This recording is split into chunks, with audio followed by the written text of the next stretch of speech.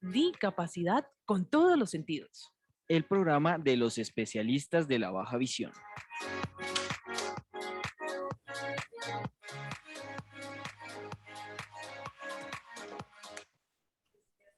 Hola, ¿qué tal a todos amigos de Latinoamérica que nos están viendo el día de hoy y también de otros países? Bienvenidos a Discapacidad con todos los sentidos, el programa de los especialistas en baja visión. Y el día de hoy tenemos a un invitado muy especial de México que nos va a hablar de un tema bastante interesante, ya que tiene bastante experiencia en este ramo, en el ramo de la baja visión.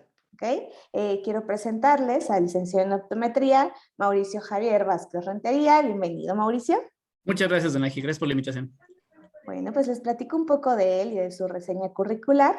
Él es licenciado en optometría, egresado del Instituto Politécnico Nacional, Unidad Santo Tomás. También es miembro del Colegio de Optometristas del Estado de México, del COEM. Es miembro activo hasta la fecha y actualmente tiene su práctica profesional en la Clínica de Oftalmología Biovisión. También es conferencista y ha publicado en diferentes medios impresos. Pues no se diga más, tú ya nos irás dando un poco más de la información y de la experiencia que tú tienes, compartiéndola con el resto de nosotros. Adelante. Muchas gracias. Gracias a todos por estar escuchándonos el día de hoy. Pues bueno, como ya vieron, el tema del día de hoy va a ser cómo vamos a llevar lo que es nuestra rehabilitación con nuestros pacientes, cómo es el camino que debemos de llevar. Muchas veces cuando comenzamos a pensar en un paciente y su rehabilitación, nos acordamos, o lo primero que pensamos es, de acuerdo a la patología, ¿qué es la ayuda óptica o cuál es la ayuda óptica que deberíamos usar de acuerdo a la literatura? Pero no estamos más lejos de la realidad o de lo que debería de ser. Si bien es importante identificar la patología y conocer qué ayuda óptica vamos a utilizar, también hay que conocer otros rubros importantes como las necesidades de nuestro paciente, su día a día, qué es lo que hace, en qué condición psicológica se encuentra y con base a todo esto, el apoyo, la red de apoyo que él tiene, qué es lo que vamos a trabajar, la edad que él tenga, si está en una edad productiva, si está en una edad escolar, si ya es una persona retirada, si tiene algún tipo de pasatiempo, si su actividad dependía de otras personas. Entonces vamos a puntualizar con qué es lo que debemos de comenzar. Lo primero que debemos de comenzar es identificar lo que es la patología. Comenzar a visualizar cómo está afectando su día a día. Entonces siempre es muy importante nuestra historia clínica. Nuestra historia clínica nos va a ayudar a identificar todo lo que nosotros necesitemos, no solo la patología y la deficiencia visual en sí, sino toda su actividad de trabajo, todo lo que conlleve a sus actividades, todo lo que son su resto visual, cómo lo está manejando, cómo va evolucionando la patología o su baja de visión. Si es una baja de visión ya que tenga años o es reciente, si aún sigue teniendo secuelas, si es por relacionar una enfermedad crónico-degenerativa. Entonces, sí es muy importante. También es fundamental dentro de todos estos conceptos ir visualizándolo cómo va o cómo vamos a ir desglosando esta historia clínica. Entonces, es importante ir checando dentro de la historia clínica lo que es el remanente visual. Vamos a empezar, porque es con lo que vamos a trabajar en el dado caso que sean pacientes de baja visión, no importa si es leve, moderada, severa o profunda. Vamos a estar viendo el remanente, que es con lo que vamos a ir trabajando. Vamos a estar viendo también lo que son los problemas que tenga él en concreto. Con ese remanente visual, qué es lo que más se le dificulta hacer y potencializarlo de acuerdo a esa actividad. Entonces, hay que checar durante todo eso, va desglosado otros puntos, como lo que son las condiciones de vida que tiene el paciente. Lo que es el reconocimiento o la exploración de su entorno. Tenemos que checar también lo que son sus aspectos financieros, porque también podemos mandar la mejor ayuda óptica de la mejor marca, pero tal vez el paciente no pueda costearla. Entonces eso también va a mermar lo que es el proceso de la rehabilitación del paciente, porque si no tiene para pagar una lupa alemana de, no sé, se me ocurren 3,000 pesos, pues obviamente no lo va a poder, va a retrasarlo. Entonces toda esa rehabilitación se va a ir viendo mermada. Y también lo que es el transporte, cómo se va movilizando nuestro paciente, si tiene que moverse en distancias cortas, caminando, si tiene que tomar autobuses, camiones, metros o trenes. Entonces es algo que tenemos que tener muy en cuenta, el cómo se desplaza. Las preocupaciones que tenga el paciente, como les decía, va relacionado con lo financiero o el transporte. Son pacientes que van a depender en un principio de algún familiar para que les pueda ayudar a sustentar gastos o a transportarlo a consultas o a cualquier actividad que haya tenido previamente. Y muchas veces estos pacientes van a tener esa ansiedad de qué va a pasar con ellos y si su familiar va a poder o no hacerlo y cómo va a afectar también la vida del familiar, que también lo vamos a tocar un poquito porque es parte de la red de apoyo que tiene este paciente para su rehabilitación. Entonces, esas cosas que tenemos que tomar en cuenta, las preocupaciones que el paciente tenga. También hay que tomar en cuenta su historial médico, porque muchas patologías son relacionadas a enfermedades secundarias o bien pueden complicar la patología que está provocando la baja visión. Entonces, es muy importante estar viendo la interacción que tengan la patología en general que está provocando la baja visión y bien si es que existe alguna otra que pueda potenciar el problema. Y obviamente la utilización, como les decía, del remanente, cómo lo vamos a estar trabajando. En cuestión de la salud, tomándola igual nuevamente como punto base, es importante ir evaluando cómo va la dificultad de la visión de forma monocular. Sabemos que algunas patologías puede ser que sean bilaterales o únicamente sean monoculares, que rara vez llega a suceder, sobre todo llegan a ser monoculares cuando son accidentes, son por traumatismos. Cuando son por patologías, sabemos, sobre todo congénitas, sabemos que casi siempre, la mayoría de las veces, un 90% va a ser binocular. Entonces, hay que estar evaluando de forma individual y de forma binocular, porque también eso puede afectar la cuestión binocular, porque si un ojo, su visión es moderada, pero el otro es profunda, pues obviamente la visión binocular, de por sí sabemos que se rompe con la baja visión, pero podemos tener mayor dificultad en la rehabilitación si la diferencia de agudeza visual es abismal. Entonces hay que tomar muy en cuenta ese tipo de cuestiones. Hay que ver la dificultad de primera vez, cómo era cuando comenzó y cómo es a la fecha. Hay que ir viendo cómo él va refiriendo ese avance. Eso nos va a dar una idea de la profundidad de la situación. También obviamente con los estudios que mandemos a hacer y la patología que conozcamos, sabremos si va a ir evolucionando o se va a quedar en donde está. Entonces, hay que ver tomar también en cuenta la naturaleza de la afección, como les decía, si es crónico-degenerativa o si ya es estática de alguna forma, sobre todo en casos de accidentes.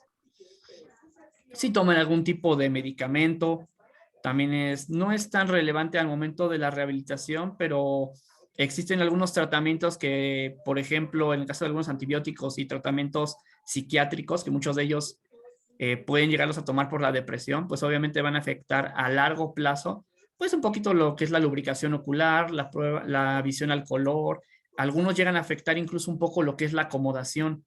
Entonces hay que tener muy en cuenta ese tipo de medicamentos e irlos conociendo y identificando con el tiempo. Hay que ver si ha tenido cambios últimamente, si su visión es fija o es fluctuante. Hay que tomar en cuenta que algunas patologías pueden provocar cambios sensoriales o en la transmisión de la información y puede ser fluctuante, sobre todo pacientes que tengan, por ejemplo, cataratas o que tengan desprendimiento vítreo, puede tener cambios en la visión, o si tienen hemorragia vítrea, también van a haber momentos donde la sangre no va a permitir la visibilidad, si se va, dependiendo hacia dónde voltee el paciente. Entonces hay que tomar en cuenta ese tipo de situaciones. Entonces, sí, también existe algún otro problema médico, como les comentaba, diabetes, hipertensión, eso puede también mermar por momentos. En cuestión funcional, pues también hay que tomar muy en cuenta todo lo que son la forma del desplazamiento que hablábamos. Si tiene problemas mayores en visión lejana o cercana, si tiene problemas con la luz, obviamente este paciente un día soleado, si tiene problemas con el contraste o la adaptación a la luz o a la oscuridad, obviamente dependiendo del horario al que él salga va a tener problemas para desplazarse de mayor o menor medida. Entonces es algo que tenemos que estar preguntando. Si sale en la noche, es más cómodo ver para él, o si es más cómodo ver de día, que por lo regular casi todos los pacientes van a tener problemas para la noche. Difícilmente alguno les va a decir que se siente más cómodo en la noche. Y algunos obviamente van a tener problemas de adaptación a la luz y al deslumbramiento. Entonces hay que tomar en cuenta ese tipo de situaciones al momento de elegir nuestros filtros y nuestras ayudas ópticas.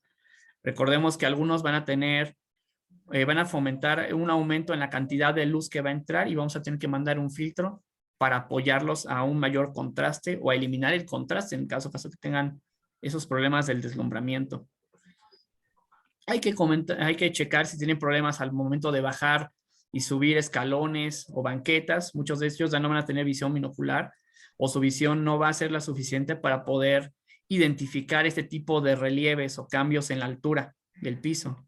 Entonces hay que comentarles si se desplazan mucho por la calle, si los lugares donde ellos acostumbran desplazarse tienen algún tipo de problemas. Sabemos que, por ejemplo, aquí en México, lamentablemente, las calles, la accesibilidad a las personas con discapacidad, pues no está muy bien habilitadas las calles y edificios, lamentablemente. Esperemos que eso con el tiempo vaya cambiando, pero sí es importante ir evaluando todos esos obstáculos que pueden tener las personas en la calle y de acuerdo a su problema de baja visión, identificando dónde les vamos a poder ayudar más, si van a requerir la ayuda de un bastón para su desplazamiento o con ayuda óptica. No todos van a querer un bastón por una cuestión de autoestima.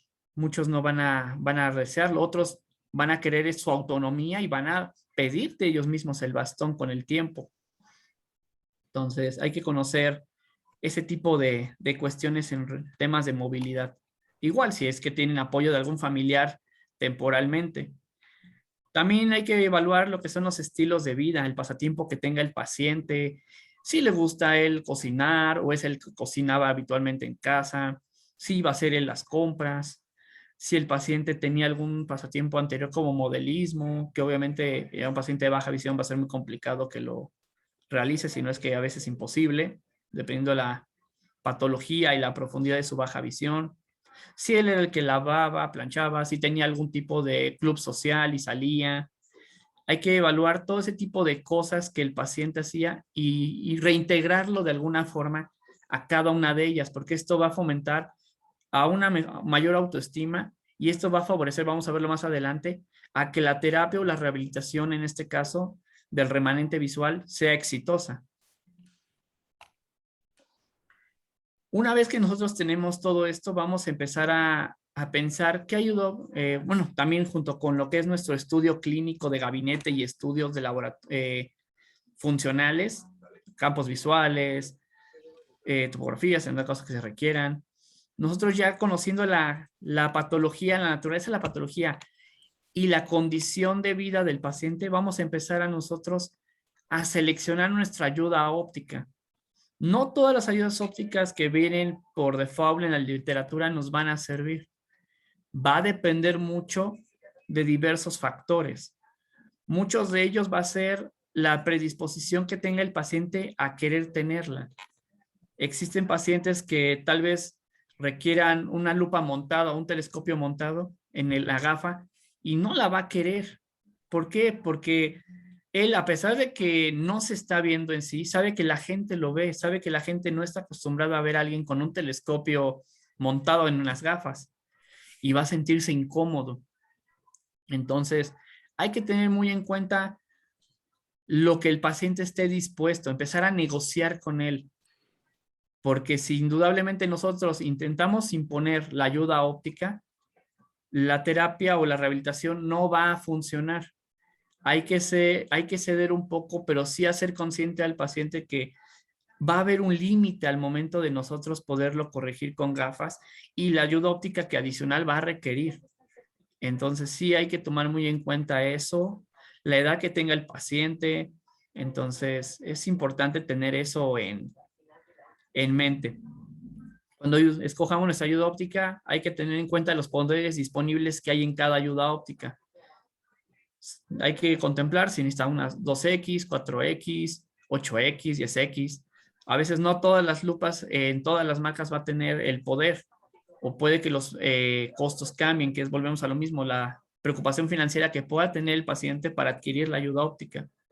Afortunadamente ya las ayudas ópticas ya no son tan caras como en un principio, ya hay muchas más marcas y muchas más opciones que nosotros como optometristas podemos ir creando o seleccionando nosotros mismos. Hay que tomar en cuenta que al momento de escoger también la magnificación, hay que contemplar la pérdida del campo periférico que ésta puede darnos. Entonces sí hay que también tomar en cuenta el campo visual al momento de seleccionar también la magnificación. Recordemos que en magnificaciones tenemos no solo refractivas o lo que es, también tenemos lo que es la angular por acercamiento. Entonces hay que jugar un poquito con las magnificaciones y tomando en cuenta ese campo visual. Hay que tomar, como decía, aparte de lo que es la distancia focal, el peso de la ayuda óptica. No podemos montarle tal vez una ayuda óptica en una gafa si es muy pesada, si nuestro paciente es un adulto mayor y tiene muy sensible la nariz, o si tuvo un accidente, si es por traumatismo y el tabique nasal quedó lesionado. Hay que tomar en cuenta también ese tipo de cosas. Recordemos que una lupa montada va a generar un cierto peso adicional a la graduación que tenga.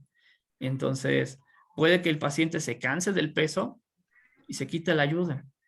Y esto también va a impactar en el tiempo de uso y el aprendizaje que tenga y el uso de su remanente visual. Entonces, siempre hay que tomar muy en cuenta ese tipo de detalles, el peso al momento de colocar la ayuda óptica. La posibilidad de montar la ayuda óptica también en la gafa, hay que tomar en cuenta la gafa que se va a seleccionar, la montura, el poder de la lente y cómo vamos a montar esta ayuda óptica.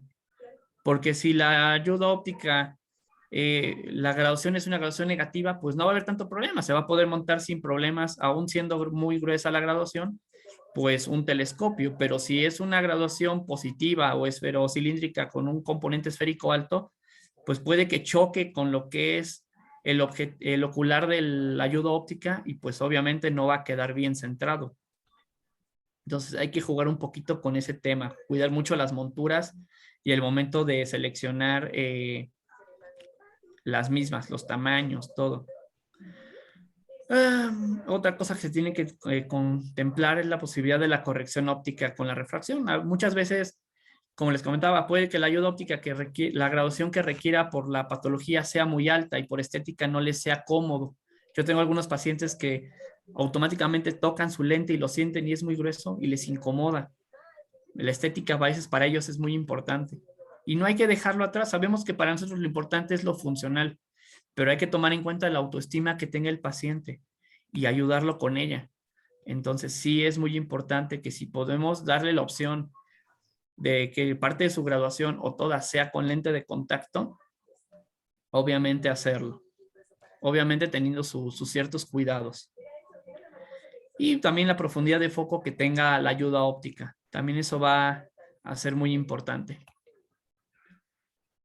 Y pues bueno, sabemos que tenemos diferentes ayudas ópticas. Hay que hacer una combinación adecuada entre colocar ayudas tanto ópticas como no ópticas. Ir haciendo esa selección en función de lo que el paciente nos permita ir colocando poco a poco. Muchos de ellos, por la cuestión de autoestima o de funcionalidad, no van a querer de primero usar todo lo que tal vez él requiera. Entonces vamos a ir comenzando o negociando con él y ir mostrándole los beneficios de cada una. Tal vez en el momento no nos diga, ¿sabes qué? No quiero el bastón, o no quiero la lupa, o no quiero colocarme un prisma de desplazamiento o un prisma de Fresnel porque yo sé, se lo siento y se ve feo. Pero darles la prueba de ver, mostrarles cómo sería su vida, decirles, ¿sabes qué? Te presto esto, llévatelo de momento. Tener siempre una ayuda óptica si ustedes quieren verlo, de préstamo o de renta, para que él lo pruebe. Mostrarle, irle enseñando con ella en los tiempos que el paciente te permita. Y si él realmente va a notar el cambio, y él realmente quiere aumentar su autonomía y su capacidad y manejar mejor su remanente visual, él solito te lo va a pedir, pero hay que mostrarles, hay que darles esa probadita, hay que picarlos, demostrarles qué podría mejorar. Entonces, esa es la invitación. A veces el paciente nos va a decir mucho que no, pero depende de nosotros incentivarlo y mostrarle que puede ser mejor. Entonces, algo que también que nos va a favorecer a lo que es la rehabilitación, y es algo que, perdón, se me fue un poquito antes, es la cuestión de la atención psicológica. Es muy, muy importante. Muchos de estos pacientes, cuando son pacientes que tienen un problema de baja visión relacionado a alguna patología congénita, ellos ya van creciendo con ella y son conscientes de su discapacidad, de su problema de visión.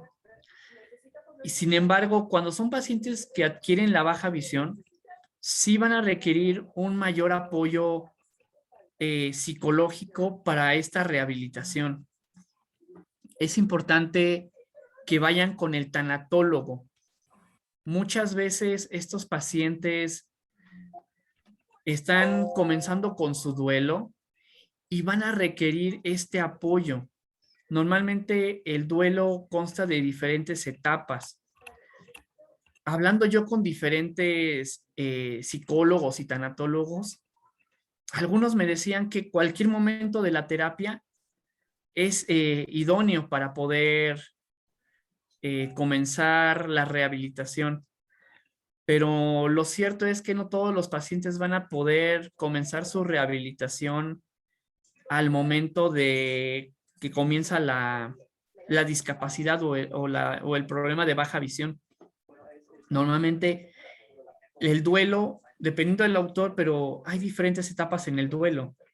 En el duelo vamos a comenzar con lo que es la crisis, que es cuando comienza la baja visión. Vamos a poner un ejemplo. En un choque automovilístico, se convierte en un paciente de baja visión, de severo a profundo, y obviamente en el momento, pues lo que menos va a querer es que le hables de una rehabilitación o de una terapia. Él en el momento va a estar con la crisis de qué está pasando, por qué no veo. Entonces, obviamente no va a ser el momento adecuado para comenzar con una rehabilitación. Lo primero que tiene que comenzar es aceptar lo que es la condición en la que va a estar viviendo. Después de la crisis, que es cuando comienza la patología o la baja visión, vamos a hablar de la negación. Los pacientes en negación, ellos siempre van a querer pensar que van a salir de esto, que va a haber una opción mejor, que no van a necesitar un perro guía, no van a necesitar aprender braille, usar un bastón, usar una lupa o un telescopio. Ellos van a agarrar y si un optometrista, un oftalmólogo le dicen que ya no va a haber más, pues van a ir con otro. Y de ahí no les va a gustar la respuesta porque va a ser la misma o peor y van a ir con otro. Y tal vez uno le diga como que un poquito mejor de lo que les gustó y tal vez ahí se queden, pero tal vez no y vayan a brincar a un siguiente especialista. Entonces, obviamente tampoco aquí va a haber respuesta o va a haber un adecuado comienzo de la rehabilitación.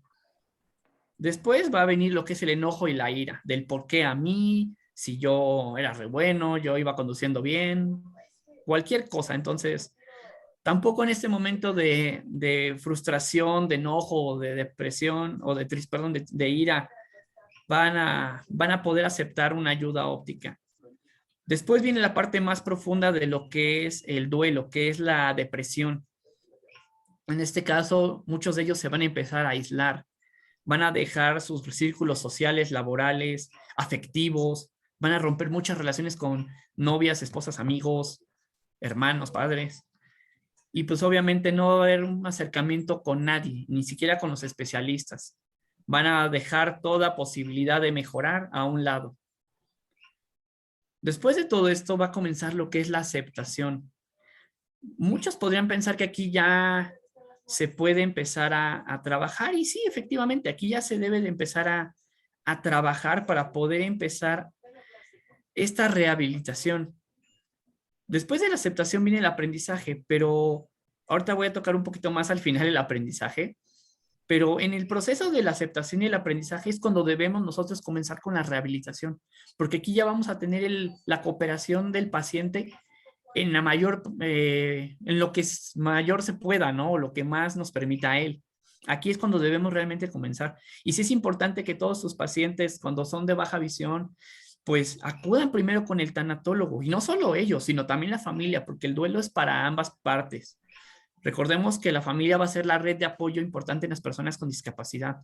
Y si la persona no tiene un apoyo adecuado, sí puede haber una buena rehabilitación, pero creo que puede ser mejor o óptima si tenemos el apoyo de alguien, en este caso de las personas cercanas a nosotros, que viven con nosotros el día a día y que van a ser este atril para nosotros mantenernos de pie y continuar con esta rehabilitación. Entonces, después de nosotros pasar por esta etapa de aceptación de la condición de baja visión, nosotros vamos obviamente ya a acudir con el especialista, nos va a hacer nuestra historia clínica, va a evaluar nuestros estudios o va a mandar a hacer los estudios que hagan falta. Y de ahí, pues obviamente vamos nosotros a estar evaluando diferentes cosas. Vamos a estar evaluando nuestro error refractivo y la agudeza visual que tengamos tanto de lejos como de cerca. La cuestión sensorial, campos visuales, visión al color, nuestra visión a profundidad. Vamos a estar checando relacionado a esto también nuestra visión binocular, que muchas veces ya no va a haber una visión binocular, entonces hay que estar teniendo muy en cuenta esto. Muchos siempre buscan o esperan tener la visión binocular y no siempre va a existir esta condición. Y vamos a estar viendo nuestra visión espacial o nuestro sistema egocéntrico, la medición de nuestro entorno. Obviamente esta ya no va a ser la misma porque no vamos a tener ni la misma agudeza visual, ni la misma sensibilidad al contraste, ni la misma percepción a profundidad. Entonces también hay que manejar mucho esto, sobre todo esta parte de la percepción espacial que muchas veces también se deja de lado y va con parte de la rehabilitación que vamos a estar checando. Ya cuando tenemos nosotros identificada la patología, sabemos la limitante que tenga a nivel visual y el remanente visual que tenga que nosotros podamos potenciar, nosotros ya vamos a empezar a seleccionar nuestras ayudas ópticas y no ópticas.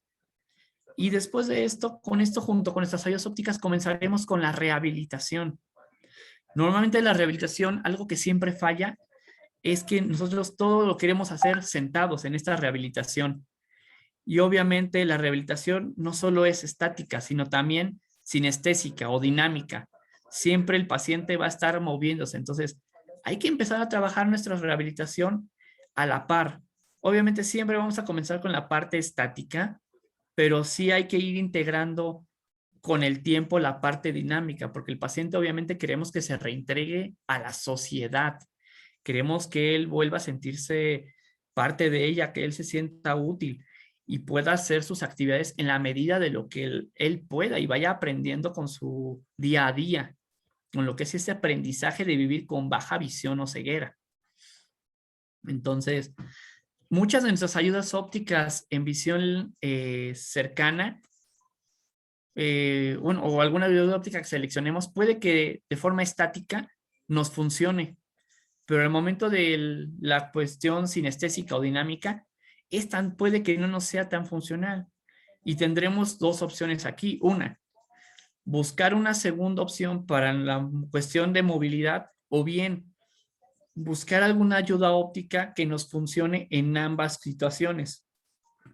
También reitero, esto va a depender mucho de la cuestión de que el paciente nos permita apoyarlo o ayudarlo brindándole las ayudas. Muchas veces va a haber ayudas ópticas que para él sean muy aparatosas por la cuestión del montaje, como los prismas o lo que son los telescopios montados, y otras que tal vez a él no le incomoden porque simplemente son de quitar y poner. Entonces sí hay que tener muy en cuenta este tipo de situaciones.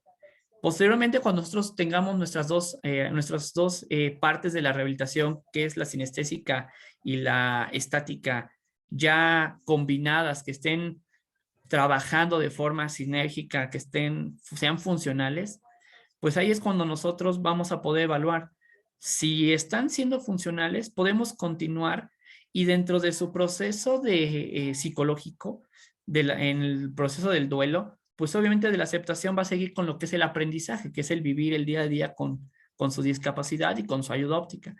Pero si nosotros vemos que alguna de estas dos partes, ya sea sinestésica o estática, no están siendo las adecuadas, pues obviamente el aprendizaje de su aprender a vivir con su discapacidad, pues obviamente se va a ver de cierta forma mermado.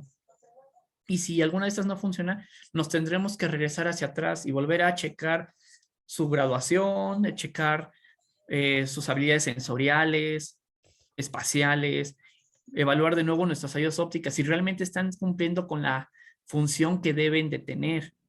Obviamente para esto nosotros tenemos que estar evaluando cada una de ellas, ir probando diferentes filtros, magnificaciones, jugar con las distancias de trabajo. Algunas cosas las vamos a tener que ir haciendo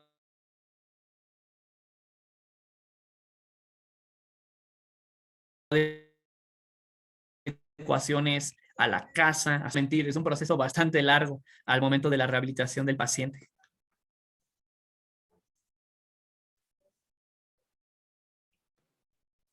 Bueno, Sí, Mauricio, ¿sí? ¿Nos sí, escuchas? Es que como que se cortó tantito el internet, sí. pero todo bien con la conexión nuevamente.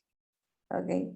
Pues sí, o sea, prácticamente lo que nos estás proponiendo es el manejo del paciente con baja visión, pero considerando sus diferentes ramas, ¿no? O sea, sí, considerando que es una persona que tienen perfiles diferentes, que no todos van a responder a las mismas propuestas de rehabilitación, que es algo que tenemos que tener en cuenta. En tu experiencia, Mauricio, cuéntanos, ¿con qué tipo de población has llegado a trabajar más? Pues ha sido variada, ¿eh? He tenido, por ejemplo, personas que han sido funcionarios. Hay gente que es de escasos recursos. O sea, la baja visión te llega de todo. Ujú, Hombres, mujeres, no importa la religión, posición económica, todo. Hay muchos casos de discapacidad visual, sobre todo me han llegado por accidentes o por atentados incluso a las personas. Y ujú. sí, es muy importante. Tengo el caso tuve el caso, mejor dicho, de una persona que recibió un impacto de bala en el rostro, entonces directamente atravesó cabeza y cráneo, ¿no? Y pues normalmente una herida de esta magnitud pues implica la muerte del paciente, indudablemente. Sin embargo, sobrevivió a estos impactos de bala y eso como les comentaba, sí es importante este tipo esta cuestión del apoyo psicológico, porque el paciente ya era un paciente de visión baja profunda y en el caso de él solo percibía luz y sombras, no llegaba a ser medible la agudeza visual con ningún tipo de optotipo. Y para él era una cuestión terrible porque después de vivir este secuestro y esta agresión tan fuerte, él al solo ver algunos colores y luces y sombras, pues empezaba con esa paranoia de no saber qué estaba pasando alrededor y el ver sombras moviéndose, y esto impactaba o lo hacía recordar ese momento traumático. Entonces, sí es muy importante esa cuestión del apoyo con el tanatólogo y brindarles la ayuda óptica adecuada a sus posibilidades, porque es lo que decías tú, hay diferentes tipos de población. Hay población que tenga tal vez para todas las ayudas ópticas del mundo, de las mejores marcas, y él mismo te las pida. Hay gente que tal vez no va a tener para pagar un bastón y tal vez nosotros tengamos tal vez que apoyarlo de alguna forma o tal vez orientarlo a alguna fundación. Entonces sí es muy importante esta situación. Yo he tenido pacientes que podían ir a consulta o iban a su terapia cada 8 días, o algunos que por las distancias o los tiempos o la incentivación que tenían para la rehabilitación, pues nada más iban cada mes. Entonces, Claro. uno se va encontrando con diferentes historias. Sí, y eso que tú mencionas sobre el estado psicoemocional del paciente y el que esté en manos del profesional de la salud mental, pues es bastante importante, lo sabemos, independientemente de la etapa de la vida en la que esta persona, perdón, haya comenzado con la baja visión, ¿no? si bien no es el mismo manejo que se le da a un paciente pediátrico que durante las primeras etapas de su vida, pues tiene desconocimiento o el referente de lo que es ver, ¿no? Más adelante es cuando se va enterando de que tiene una deficiencia visual, porque el resto de la gente se lo hace saber, ¿no? Es muy diferente el caso de un paciente como el que tú mencionas, ¿no? Que pasa por situaciones traumáticas, que tiene un referente de ver bien, que está pasando por una pérdida, y claro que esto va a ser la diferencia si tiene o cuenta con un círculo de apoyo, la esposa, una pareja, papá, mamá, alguien que esté con él durante ese proceso y que lo motive, obviamente, porque seguramente tendrá esos momentos en los que tal vez quiera desertar, quiera dejar de ir, no se sienta tan motivado, sienta muchas limitaciones económicas, geográficas y demás.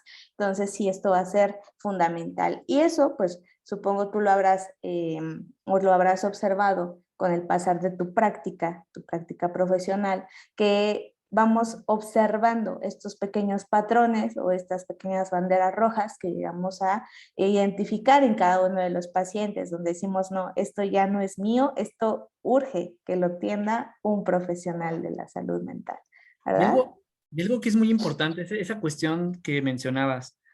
No es lo mismo rehabilitar, como en el caso de este paciente que contaba, a habilitar, que en el caso de los pacientes pediátricos, sobre todo lactantes menores o pacientes mayores o pacientes preescolares, muchas de sus habilidades visuales todavía no están o no existen. Entonces, más que rehabilitar es habilitarlas con base al remanente, que es muy diferente. Y la cuestión psíquica también es muy diferente en estos pacientes porque es la pérdida de algo que ya se tenía. Y en estos casos de pacientes pediátricos, no sienten esa pérdida de la misma manera. Entonces sí cambia completamente el paradigma o la expectativa de cada uno, porque la expectativa, obviamente, en el paciente que adquiere baja visión en edad eh, adulta, en la vejez, o que ya tiene una memoria visual más amplia, pues obviamente su expectativa de mejora siempre va a ser mayor indudablemente.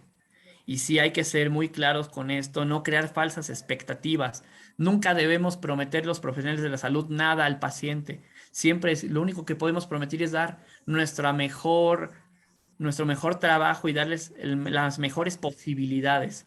Pero indudablemente no podemos prometer nada porque crear falsas expectativas indudablemente va a impactar en la forma como él lleve su terapia. Así es. Sí, y sobre todo también no dejar de atender a la parte del cuidador o la persona que convive con más tiempo con la persona que está pasando por este proceso de rehabilitación, porque pues a veces ellos son quienes comienzan a notar, más bien quienes comienzan a manifestar estos signos de cansancio, de situaciones financieras que ya están afectando a la familia y demás, y a lo mejor el paciente todavía no es consciente de eso, no es consciente de ese entorno. Entonces sí, se los he dicho muchas veces a mis colegas cuando tenemos oportunidad de platicar de estos temas, pues no tenemos un paciente, vamos a tener dos, tres, no sé, dependiendo Una familia. las personas que exactamente, una familia completa. Tú no me vas a dejar mentir, ¿no? ¿Cuántas veces hemos tenido que explicarle al paciente la actividad que tiene que hacer o el cómo va a manejar la ayuda óptica o cómo va a hacer su movilidad, su orientación y movilidad de manera segura? Y además explicárselo al acompañante, ¿no? Porque si esa persona no está consciente de que esto es un proceso, de que se requieren ciertos pasos, de que hay que cuidar ciertos aspectos, seguramente lo que el paciente haya aprendido cuando lo quiere ejecutar en casa se va a ver limitado precisamente por la desinformación que existe. Entonces vamos a tener que capacitar no solamente una persona, sino estar en constante comunicación con el resto de la familia. Y es un problema porque al igual que con el paciente adulto mayor, que normalmente no siempre va la misma persona con él a la consulta, a veces se van rolando los mismos familiares, los hermanos, los hijos. El paciente con baja visión llega a pasar muchas veces esto, que no siempre el mismo familiar acude a la consulta con él. Entonces a veces tienes que regresarte otra vez un poquito con el nuevo familiar que venga ese día.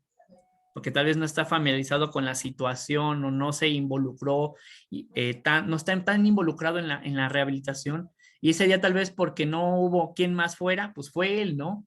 Ujú, O muchas veces también algo que merma, y por eso también tiene que ir el familiar a esta terapia con el tanatólogo para llevar este duelo, porque también el familiar puede ser algo que merme la rehabilitación, no solo ujú, por el hecho de que no vaya, a veces el que vaya puede ser peor. ¿Por qué? Porque si el paciente, el familiar no acepta también que la persona, el familiar, no, ya va a vivir con esta discapacidad, eso también no va a permitir, porque también lo va a estar moviendo de doctor en doctor, o de optometrista, o de oftalmólogo en oftalmólogo. Entonces, sí tiene que ser una terapia que obviamente va a ir en sesiones de forma individual, como conjunta, de forma terapia grupal, de familia.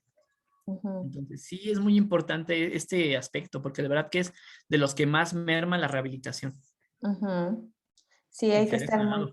sí, claro, hay que estar bien conscientes de también del tipo de paciente y del entorno al que nos vamos a enfrentar.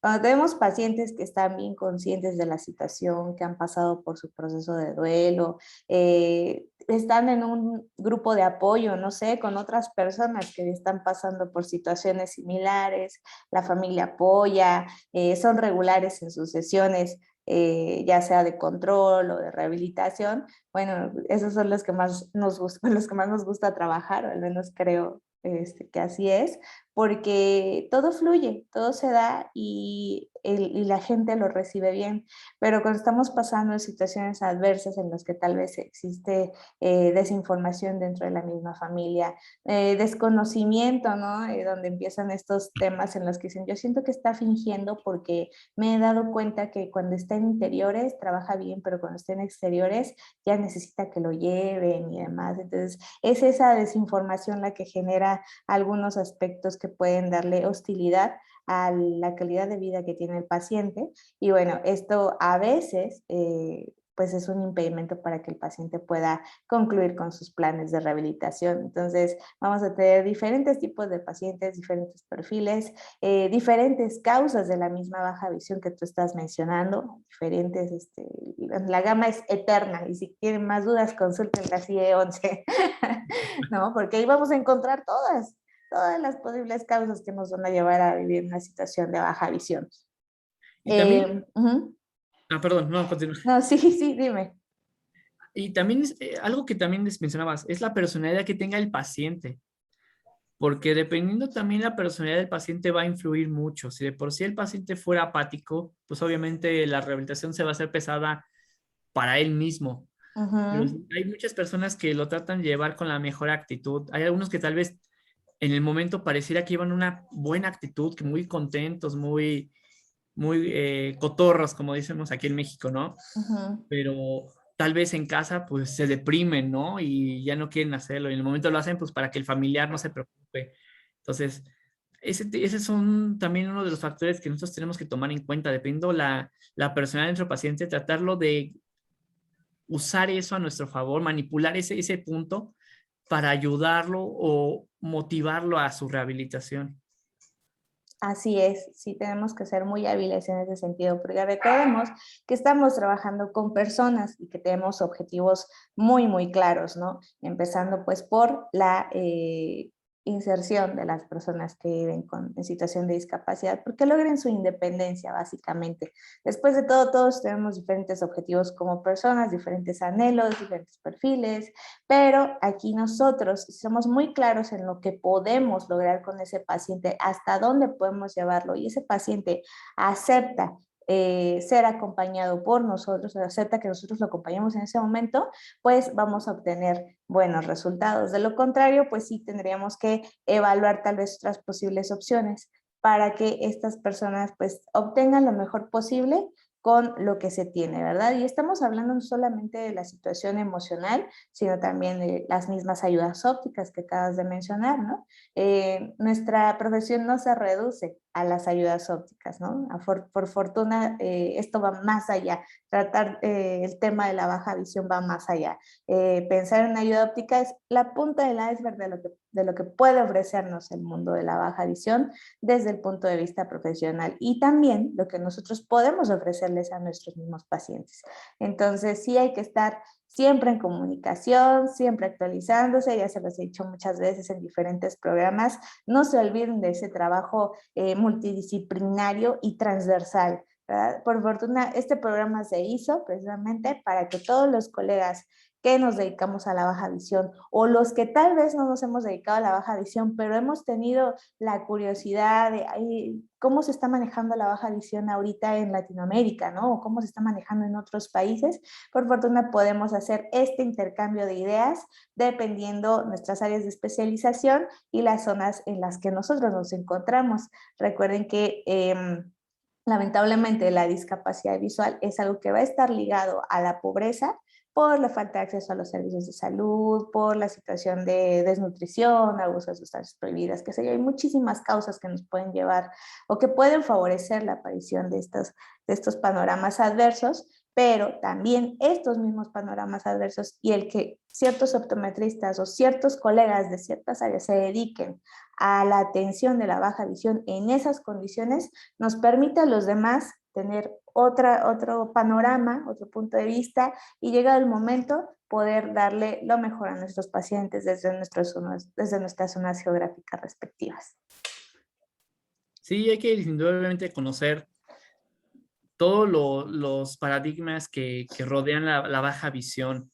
Hay que tomar en cuenta que a veces la baja visión, como en algún momento dijiste tú hace unos 8 o 15 días que tuve el gusto de compartir foro contigo en el área andina, y decía, ¿no? A veces la discapacidad visual no viene sola, viene acompañada de alguna otra discapacidad, ¿no? Tal vez no es mixta, puede ser también motriz o puede ser auditiva en conjunto. Entonces, siempre hay que trabajar en todos los ejes, para todas las direcciones. Y sí es importante, es una frase que me encanta a mí es, no hay que jugar el juego, hay que jugar con el hombre. Entonces hay que jugar con este tipo de cosas, de conocer a tu paciente, de saber cuáles son sus necesidades, qué es lo que quiere, y con base a eso incentivarlo a eso para poderlo orientar a la ayuda óptica que él requiere y posteriormente él tenga lo que él necesita en la medida de lo que se puede. Así es, Mauricio, estoy totalmente de acuerdo contigo. Y bueno, ¿algún mensaje que quieras transmitir para poder cerrar este programa? Pues sí, es más que nada eso, no hay que olvidar lo que casi siempre falla en todas las rehabilitaciones visuales, lo que es el apoyo psicológico al paciente y al familiar y lo que es el cuidado de la funcionalidad de la ayuda óptica, no solo estática, sino también la sinestésica. No hay que estarla olvidando, hay que estarlas revisando a la par, porque obviamente si estas dos no trabajan en conjunto, es cuando viene el problema. Normalmente la baja visión clásica o tradicional era pues nada más sentado, ¿no? Lo ponías a leer a todo y la movilidad pues era puro bastón y se acabó, ¿no? Entonces hay que empezar a cambiar ese chip, ese paradigma. Hay que empezar a abrirnos el panorama. Hay que ponernos un prisma de desplazamiento para abrirnos ese campo visual, ¿no? Sí. Poder nosotros ver más allá de las posibilidades que existen. Las posibilidades son infinitas. Entonces, nada más lo que nos limita es el pensamiento. Así es, perfecto, un excelente mensaje, Mauricio. Pues bueno, es un gusto haberte tenido el día de hoy en este programa y pues espero que en un futuro sigamos colaborando en diferentes espacios. Te mando un fuerte abrazo y también a nuestros compañeros de toda Latinoamérica. Sigan sintonizando este programa que ya saben es semanal y nos pueden estar viendo a través de redes sociales. Les mandamos un fuerte abrazo a la distancia. Bye.